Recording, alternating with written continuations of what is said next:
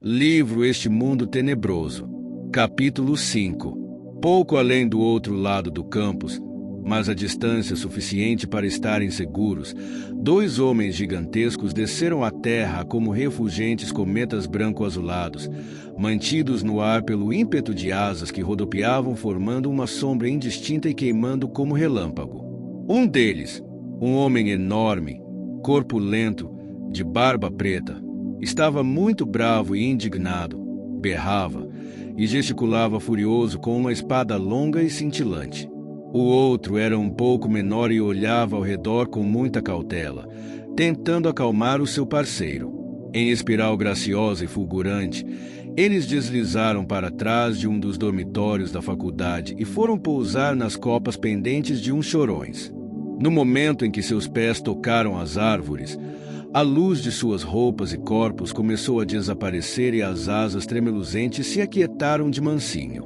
A não ser por sua estatura descomunal, eles pareciam homens comuns, um esbelto e loiro, o outro entremeado como um tanque, ambos trajando o que parecia o uniforme de faxina do exército, um conjunto caque. Os cintos dourados haviam se tornado semelhantes a couro escuro, as bainhas eram de cobre fosco, e os brilhantes suportes de bronze dos pés tinham se transformado em sandálias simples de couro. O grandalhão estava pronto para uma discussão. Triscal, rosnou ele, mas ante os gestos desesperados do amigo, abaixou um pouco a voz. O que você está fazendo aqui? Triscal manteve a mão erguida para que o amigo ficasse quieto. Sil, Gilo, o espírito me trouxe aqui, assim como a você. Cheguei ontem. Você sabe o que era aquilo. Um demônio de complacência e desespero. Disso não tenho dúvida. Se seu braço não me tivesse detido, eu o teria derrubado. E de uma única vez. Oh, sim, Gilo. De uma única vez, concordou o amigo. Mas foi bom eu tê-lo visto e detido a tempo. Você acabou de chegar e não compreende. O que é que não compreendo? Triscal tentou dizer de maneira convincente. Nós não devemos lutar, Gilo. Pelo menos por enquanto. Não devemos resistir. Gilo tinha certeza de que seu amigo estava enganado. Segurou com firmeza o ombro de Triscal e o olhou bem nos olhos. Por que eu iria a algum lugar se não para lutar? Declarou ele. Aqui fui chamado. Aqui lutarei. Sim, disse Triscal, assentindo furiosamente com a cabeça. Só que ainda não chegou a hora. Apenas isso. Então você deve ter recebido ordens. Você tem ordens? Triscal fez uma pausa de efeito e então disse: ordens de tal. A expressão zangada de Gilo desfez-se imediatamente em uma mistura de choque e perplexidade. Caía a noite sobre Ashton, e a igrejinha branca da rua Morgan Hill achava-se banhada no cálido brilho, cor de ferrugem do sol poente. Fora, no pequeno jardim, o jovem pastor apressava-se a cortar a grama, na esperança de terminar antes do jantar. Cachorros ladravam na vizinhança, gente voltava do trabalho. Crianças recebiam ordens de entrarem para jantar. Invisíveis a esses mortais, Gilo e Triscal caminharam apressadamente colina acima, furtivos e apagados, mas mesmo assim movendo-se como o vento. Ao chegarem à frente da igreja, Ambush deu a volta no canto atrás do cortador de grama ensurdecedor e Gilo teve de se deter para examiná-lo. É ele? Perguntou a Triscal. O chamado começou com ele. Sim, respondeu Triscal, meses atrás. Ele está orando agora mesmo, e muitas vezes anda pelas ruas de Ashton intercedendo pela cidade. Mas este lugar é tão pequeno. Porque fui chamado. Não. Por que tal foi chamado? Triscal apenas puxou-lhe o braço. Depressa, vamos entrar. Eles passaram rapidamente pelas paredes da igreja, adentrando o pequeno e humilde templo. Lá encontraram um contingente de guerreiros já reunidos, alguns assentados nos bancos, outros em pé pela plataforma, outros ainda fazendo papel de sentinelas, espiando cautelosamente pelos vitrais coloridos das janelas. Estavam todos trajando roupas quase idênticas às de Triscal e Gilo, as mesmas camisas e calças, mas Gilo ficou imediatamente impressionado com a estatura imponente de todos eles. Eram esses os poderosos guerreiros, os potentes guerreiros, e em número maior do que ele jamais vira reunido em um só lugar. Impressionou também o ânimo da reunião. Esse momento poderia ter sido uma jubilosa reunião de velhos amigos, exceto pelo fato de estarem todos estranhamente sombrios. Ao correr os olhos em volta do aposento, ele reconheceu muitos ao lado dos quais havia lutado em tempos remotos. Natan, o árabe alto e feroz, de muita luta e pouca fala. Foi ele que havia agarrado demônios pelos tornozelos e os tinha usado como clavas contra os próprios companheiros deles. Armote, o enorme africano cujo brado de guerra e feroz semblante geralmente bastavam para pôr o inimigo a correr antes mesmo de ele atacá-los. Gilo e Armote certa feita haviam batalhado contra os demônios senhores de cidadezinhas no Brasil e pessoalmente guardado uma família de missionários em suas muitas e longas andanças pelas matas. Shimon, o manso europeu de cabelos dourados, que trazia nos antebraços as marcas dos últimos golpes de um demônio evanescente antes que Shimon o banisse para sempre no abismo. Gilo jamais havia travado conhecimento com ele, mas ouvirá contar as suas proezas e sua disposição em se deixar golpear com a única finalidade de proteger outros e depois recobrar-se para derrotar sozinho incontáveis inimigos. Então veio o cumprimento do amigo mais antigo e mais querido. Bem-vindo, Gilo, a força de muitos. Sim, era deveras tal, o capitão do exército. Era tão estranho ver esse poderoso guerreiro em pé nesse lugarzinho humilde e pacato. Gilo o havia visto perto da própria sala do trono do céu, conferenciando com nada mais, nada menos do que Miguel. Mas ali estava o mesmo vulto impressionante de cabelos dourados e tez rosada, intensos olhos dourados como fogo e um indiscutível ar de autoridade. Gilo aproximou-se de seu capitão e os dois apertaram-se as mãos. "E estamos juntos novamente", disse Gilo enquanto milhares de lembranças lhe inundavam a mente. Gilo jamais vira guerreiro algum que lutasse como tal lutava.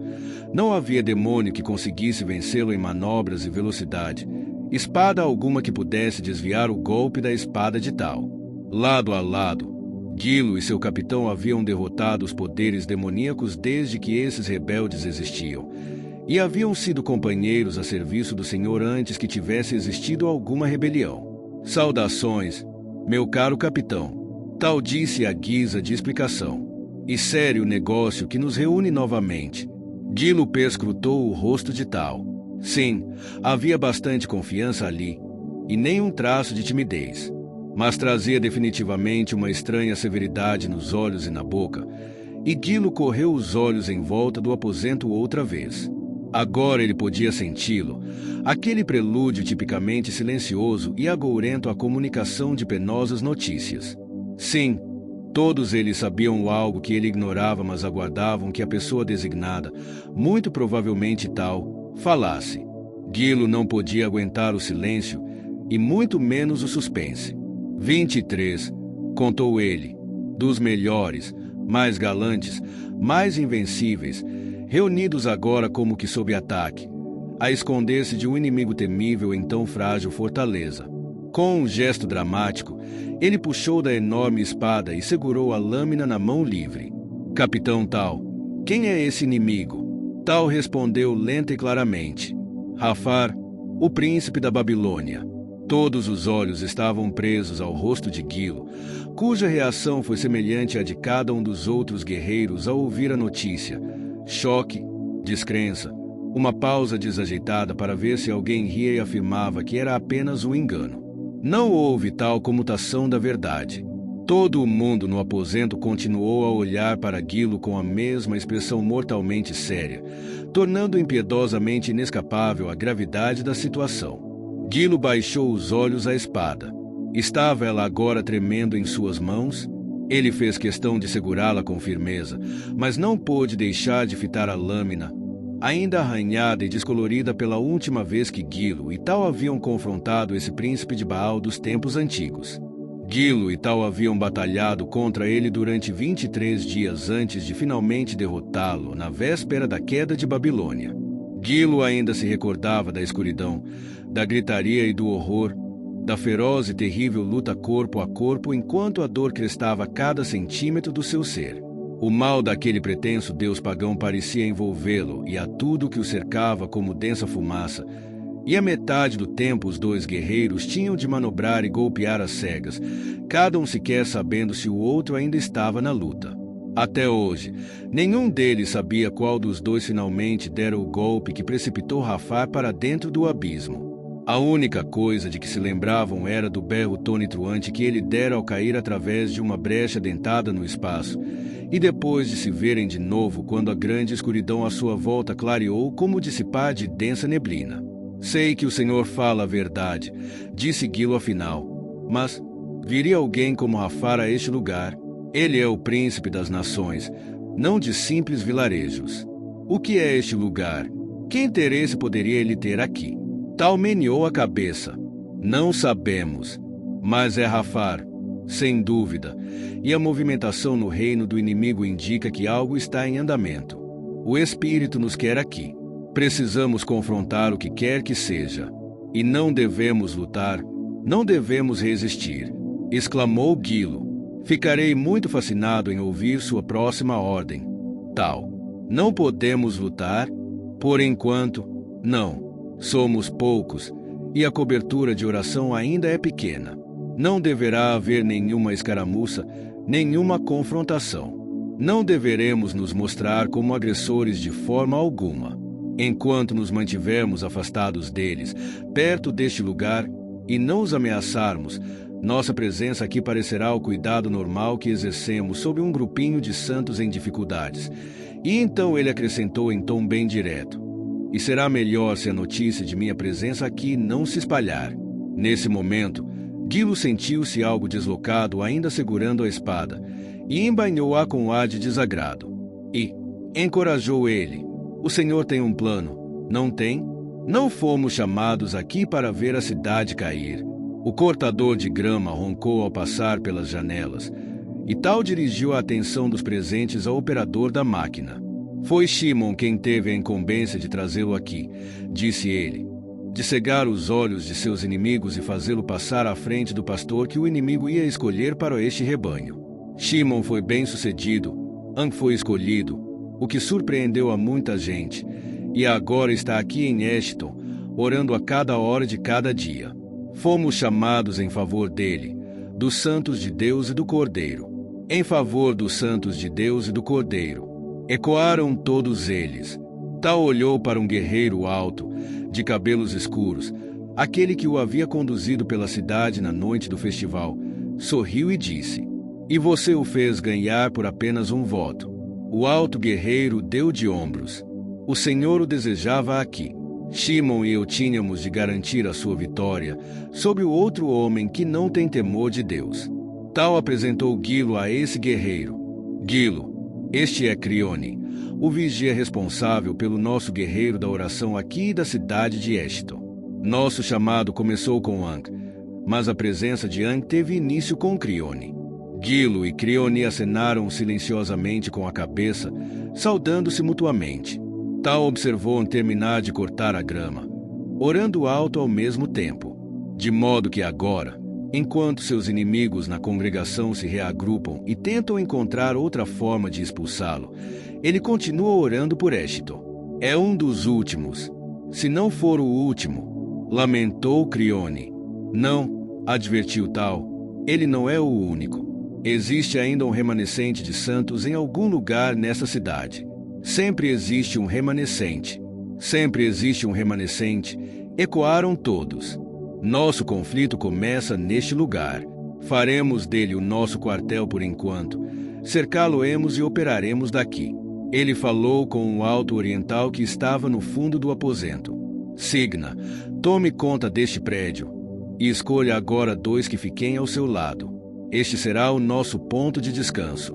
Torne-o seguro. Nenhum demônio deve aproximar-se dele. Signa prontamente encontrou 2 voluntários para trabalharem consigo. Eles sumiram rumo aos seus postos. Agora, Triscal, ouvirei as notícias de Marshal Hogan. Seguiu até o meu encontro com Gilo. Embora Crione tivesse relatado uma situação algo monótona até a época do festival, desde então Hogan tem sido perseguido por um demônio de complacência e desespero. Tal recebeu a notícia com grande interesse. Pode ser que ele esteja começando a despertar. Eles o estão cobrindo, tentando mantê-lo sob controle.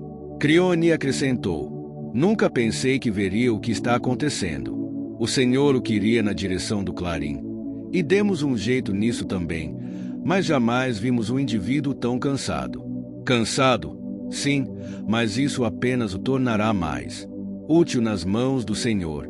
E percebo que ele está realmente despertando, exatamente como o Senhor antevia. Embora ele possa despertar apenas para ser destruído, disse Triscal, eles o devem estar vigiando. Receiam o que ele possa vir a fazer na posição influente que ocupa. É verdade, respondeu Tal. Portanto, enquanto eles exasperam o nosso urso, temos de nos certificar de que eles o despertem, e nada mais do que isso. Vai ser uma questão muito crítica. Agora Tal estava pronto a mover-se. Dirigiu-se ao grupo todo.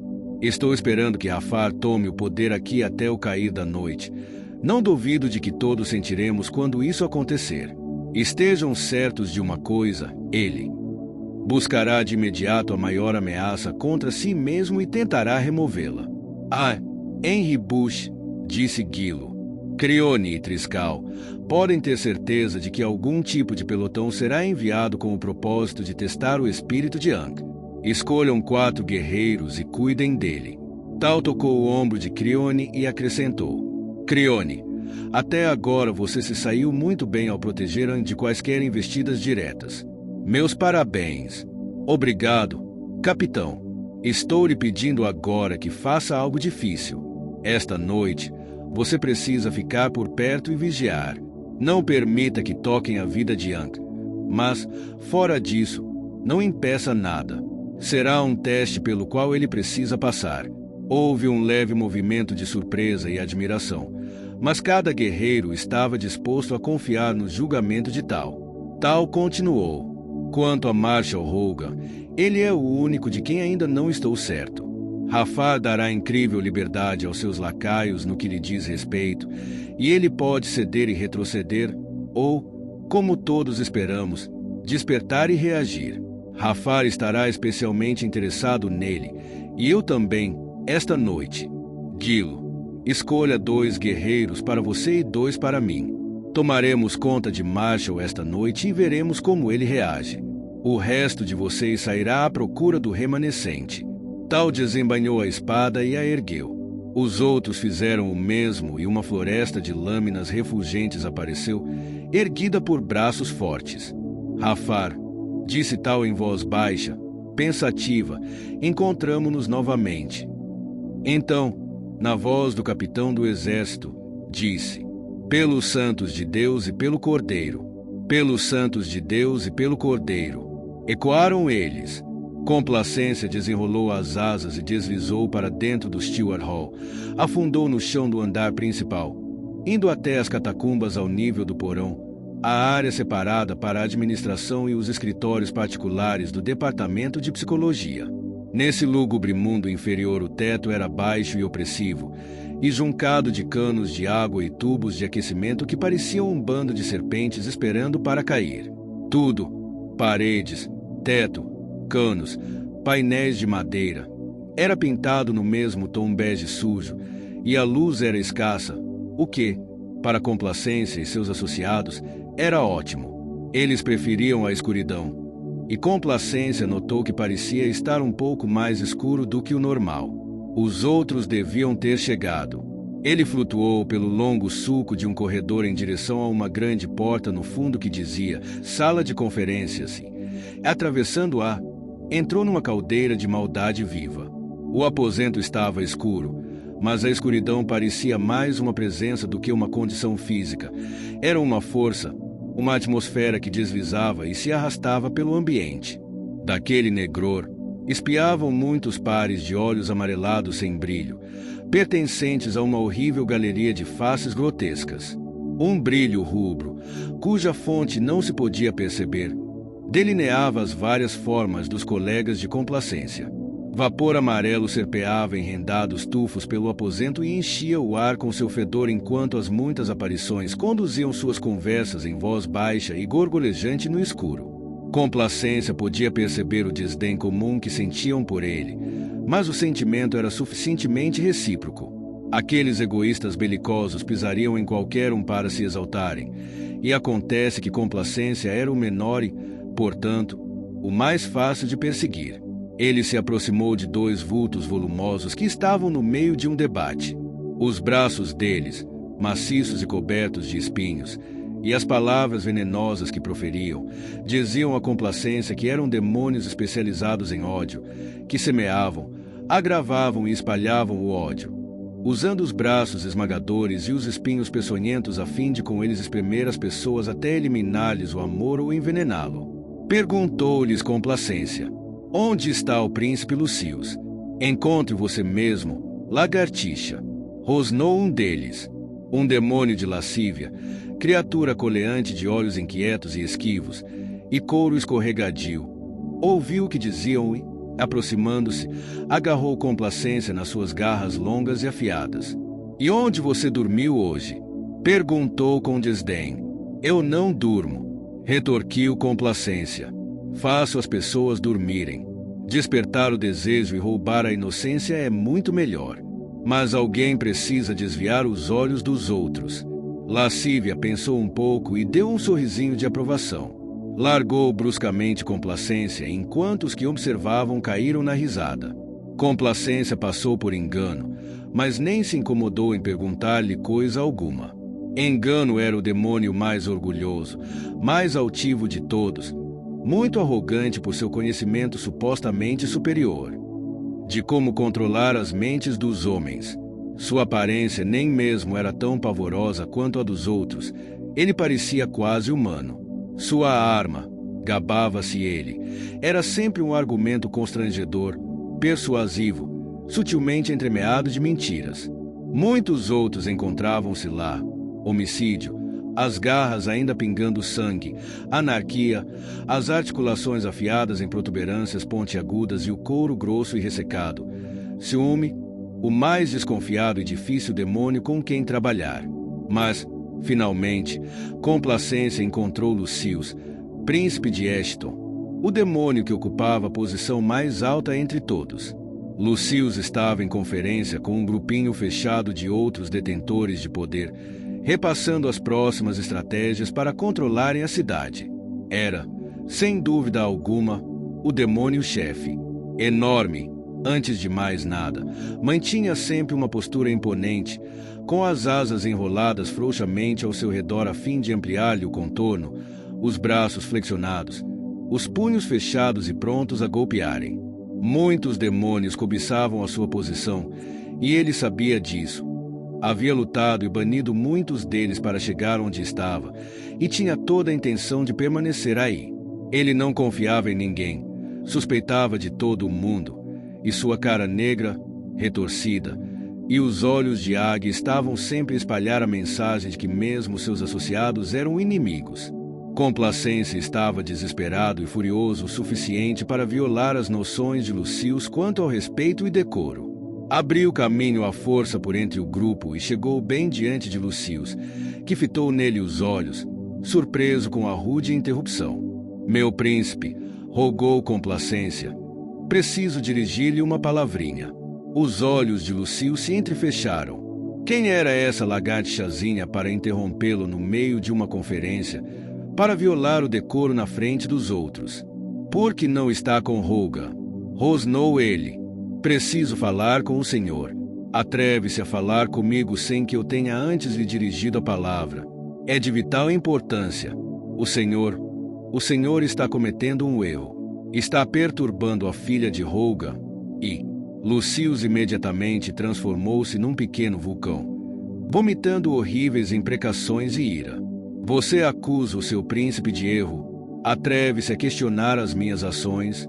Complacência encolheu-se, na expectativa de uma bofetada dolorosa a qualquer momento, mas mesmo assim disse: Holga não nos causará nenhum dano se não mexermos com ele. Mas o Senhor acendeu um fogo dentro dele, e ele me atira longe. A bofetada veio, uma pancada poderosa das costas da mão de Lucius, e, enquanto revirava pelo aposento, Complacência debatia se diria ou não mais alguma coisa. Quando parou e se recobrou, ergueu os olhos e viu que todos os olhares estavam sobre ele, e podia sentir o seu zombeteiro desdém. Lucius dirigiu-se lentamente em sua direção, e postou-se em toda a sua alta estatura acima dele, como uma árvore gigante. Holga o atira longe. Não é você quem o solta. Não me bata. Apenas ouça o meu pedido. Os punhos de Lucius fecharam-se dolorosamente em torno de chumaços da carne de Complacência e ergueram-no até que os olhos dos dois ficaram no mesmo plano. Ele pode colocar-se em nosso caminho, e não quero saber disso. Você conhece o seu dever. Cumpra-o. Era o que estava fazendo, e muito bem. Gritou Complacência. Ele não era nada que precisássemos temer, uma lesma, um monte de barro. Eu poderia tê-lo segurado ali para sempre. Então, faça isso. Príncipe Lucius, por favor, ouça-me. Não lhe dê nenhum inimigo. Deixe-o sem necessidade de brigar. Lucius deixou cair ao chão uma pilha de humilhação. O príncipe dirigiu-se aos outros presentes no aposento. Demos um inimigo a Holga. Todos eles sabiam como responder. Não, senhor. Engano, chamou Lucius. E Engano adiantou-se, inclinando-se formalmente diante de Lucius. Complacência acusa seu príncipe de perturbar a filha de Holga. Você deve saber a esse respeito. O senhor não ordenou ataque algum a Sandy Holga, príncipe. Respondeu Engano. Complacência apontou o dedo em forma de garra e berrou. Você a tem seguido. Você e seus lacaios. Vocês têm falado à sua mente, confundindo-a. Engano apenas ergueu os sobrolhos em leve indignação e respondeu calmamente. Por convite dela própria. Só lhe dissemos o que ela prefere saber. Mal se pode chamar a isso de ataque. Lucius pareceu assumir algo da irritante arrogância de Engano ao dizer: Sandy Holga é um caso, mas certamente o pai é outro bem diferente.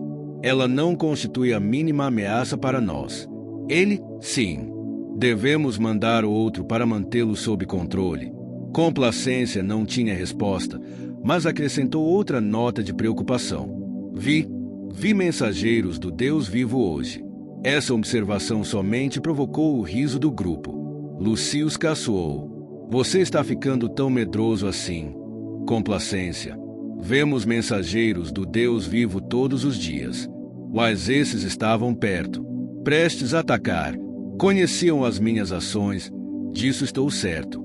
Você me parece estar bem, mas se eu fosse um deles, certamente o escolheria como presa fácil. Mais risadas do grupo estimularam Lucius a continuar. Um alvo fácil e frouxo pelo simples esporte. Um demônio manco com o qual um anjo fraco pode provar sua força. Complacência encolheu-se de vergonha. Lucius deu uns passos pelo aposento e dirigiu-se ao grupo. Tememos o exército dos céus? Perguntou. Como o Senhor não teme, nós também não tememos. Responderam todos com grande cortesia. Enquanto os demônios permaneciam em sua toca no porão, reciprocando tapinhas nas costas. Apunhalando-as de complacência, não perceberam a estranha, anormal frente fria do lado de fora. Ela se moveu lentamente sobre a cidade, trazendo vento inclemente e chuva enregelante. Conquanto a noite tivesse prometido ser brilhante e sem nuvens, foi escurecendo agora debaixo de um manto opressivo, meio natural, meio espiritual.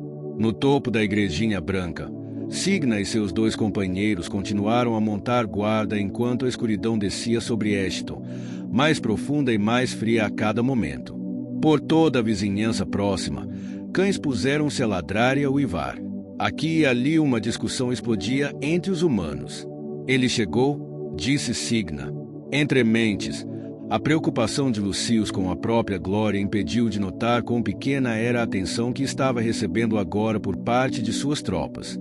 Todos os demônios no aposento, grandes e pequenos, estavam sob o domínio de crescente medo e agitação. Todos podiam sentir algo horrível a se aproximar cada vez mais. Começaram a remexer-se, correndo os olhos de cá para lá, as caras retorcendo de apreensão. Lucius, ao passar por complacência, deu-lhe um pontapé no lado e continuou sua gabolice. Complacência. Pode ter certeza de que temos as coisas sob controle aqui. Nenhum dos nossos trabalhadores jamais teve de andar às escondidas com medo de ataque.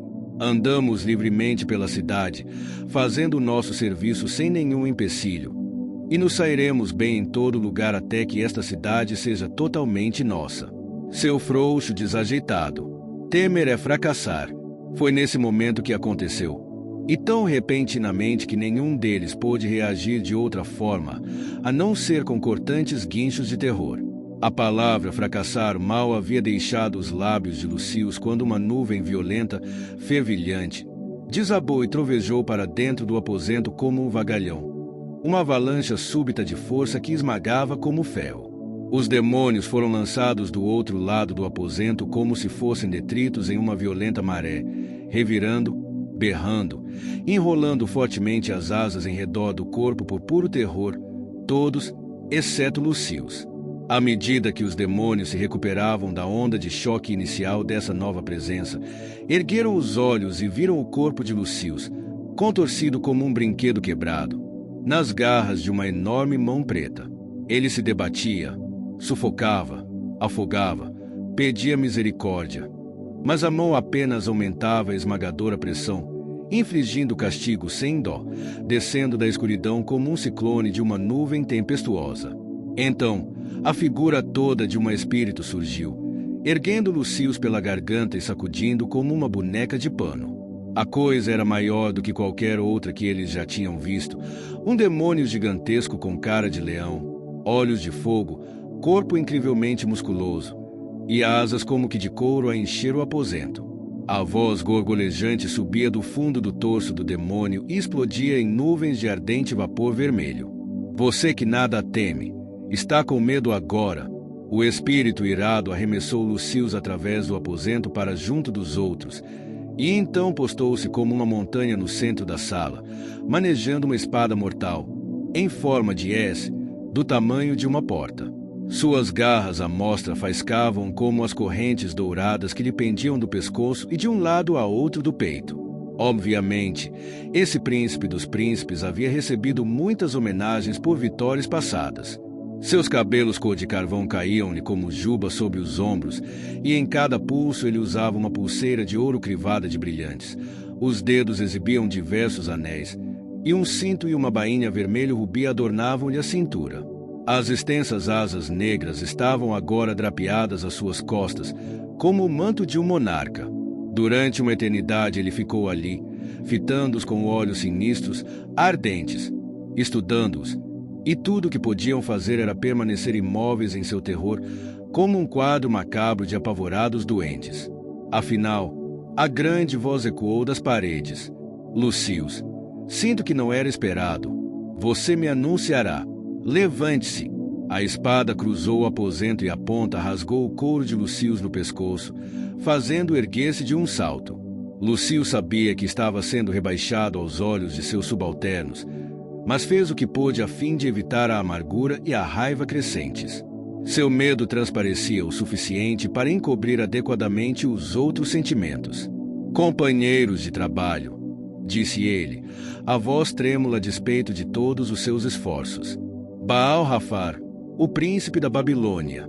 Automaticamente, todos se puseram de pé, em parte por causa de receoso respeito, porém mais por temerem a ponta da espada de Hafar, ainda vagueando devagar de um lado ao outro, pronta a mover-se contra qualquer que lerdeasse. Hafar examinou-os rapidamente. Então infligiu outra afronta à pessoa de Lucius. Lucius, ponha-se ao lado dos outros. Cheguei, e somente um príncipe é necessário. Atrito. Todos o sentiram imediatamente. Lucius recusou-se a mover. Seu corpo estava rígido, os punhos fechados tanto quanto sempre estavam e, embora tremesse visivelmente, devolveu de propósito o olhar fixo de Jafar e permaneceu firme. O Senhor não pediu que cedesse o meu lugar. Desafiou ele. Os outros não estavam a fim de intervir ou mesmo chegar perto. Afastaram-se, lembrados de que a espada de Jafar podia provavelmente varrer num raio bem amplo.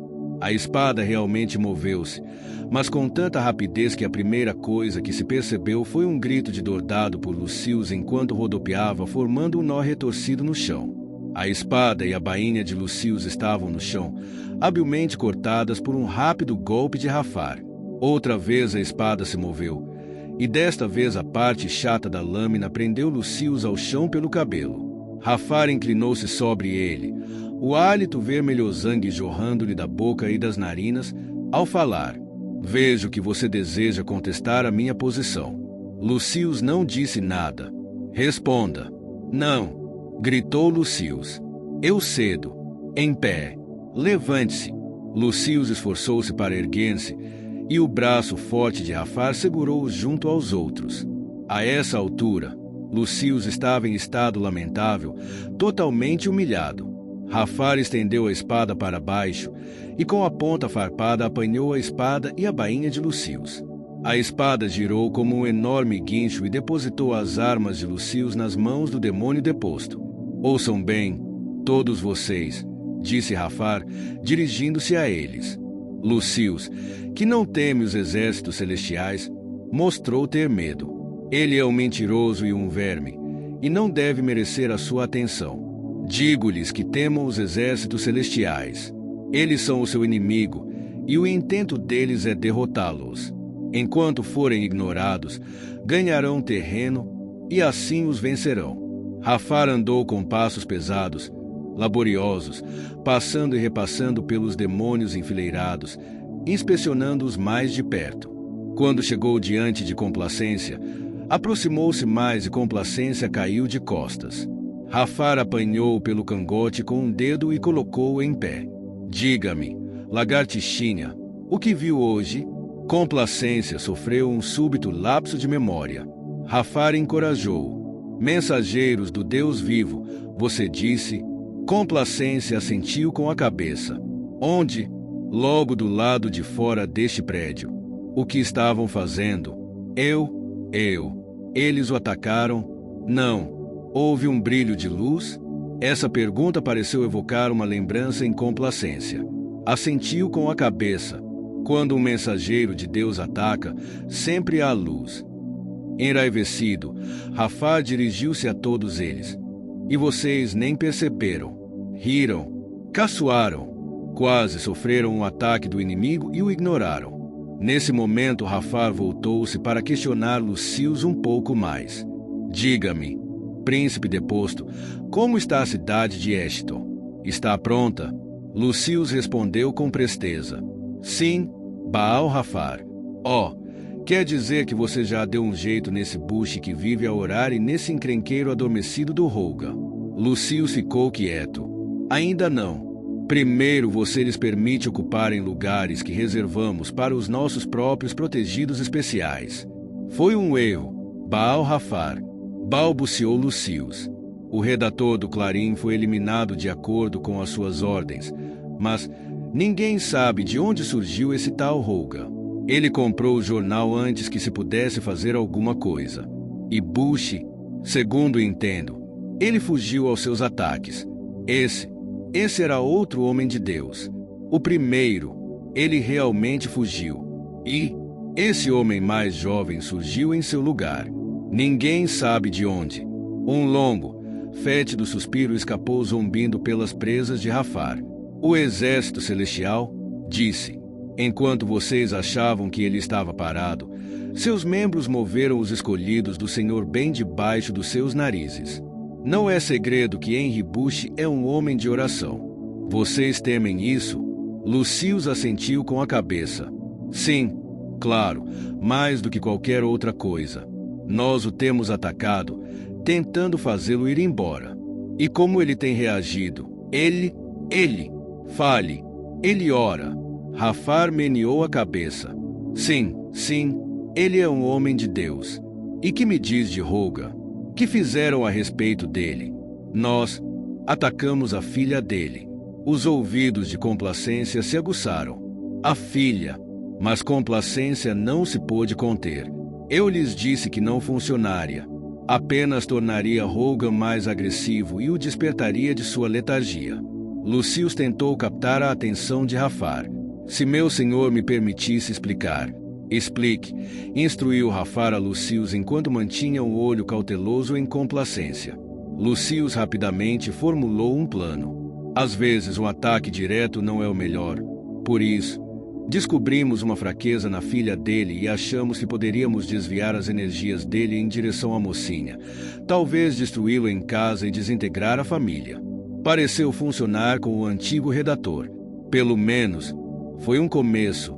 Não dará certo, bradou Complacência. Até Micheren, com seu senso de bem-estar e conforto, ele era inofensivo. Agora receio não conseguir detê-lo. Ele está... Um gesto rápido e ameaçador por parte da mão estirada de Rafar conteve as lamúrias de Complacência. Não quero que Rogan seja detido, disse Rafar. Quero-o destruído. Sim, peguem a filha. Peguem qualquer outra coisa que possa ser corrompida. Um risco é melhor removido, não tolerado. Mas... gritou Complacência, mas Rafar apanhou rapidamente e disse soltando-lhe baforadas venenosas bem na cara. Desanime-o, certamente isso você pode fazer. Bem, mas Rafar não estava com a mínima disposição de esperar resposta. Com um vigoroso voltear do pulso, arremessou Complacência fora do aposento, de volta ao trabalho.